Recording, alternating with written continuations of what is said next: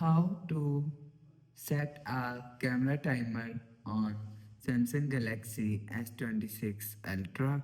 So let's start the video. First of all, go to app library. Now here, so click on camera app.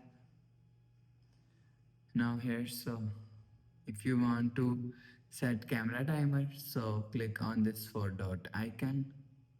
So after you click on this four dot icon, click on this icon.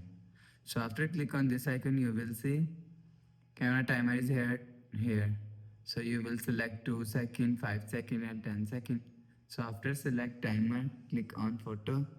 You will see after 2 seconds, you will see picture is captured. So after the process, go back to home screen, refresh phone. So that's how you can set our camera timer on Samsung Galaxy S26 Ultra.